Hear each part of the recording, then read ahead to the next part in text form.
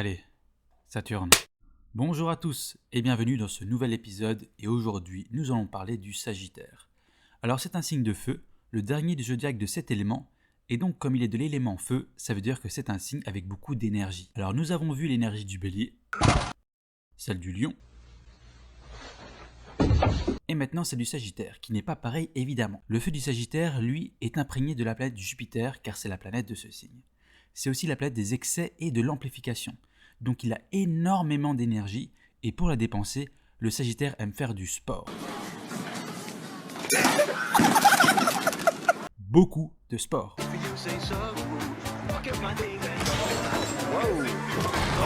Il adore ça. Le sport et particulièrement les sports extrêmes parce qu'expérimenter la mort c'est génial.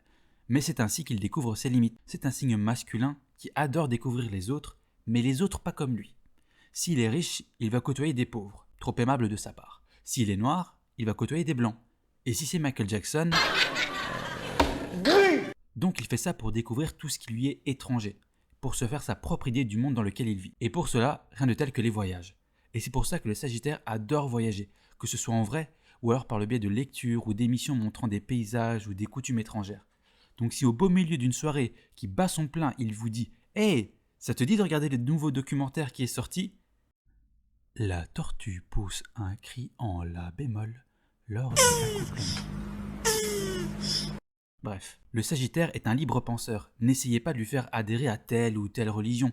Il choisira lui-même sa propre religion par rapport à ce qu'il a découvert en voyageant. C'est un signe mutable. Il termine la saison du printemps et dans le cycle végétal, le Sagittaire représente ce moment où une fois la fleur fanée, il y a un bulbe qui se forme et qui deviendra un futur fruit. Comme ce bulbe, le Sagittaire apprend encore et encore et encore pour se développer. Et avec tant de développement, le Sagittaire deviendra un jour un enseignant ou un guide. C'est le sage du zodiaque. On l'appelle aussi le philosophe. Ce qu'il recherche le plus, c'est comprendre pourquoi. Pourquoi suis-je sur Terre? Pourquoi suis-je un humain? Pourquoi pas un chocolat ou chocolatine?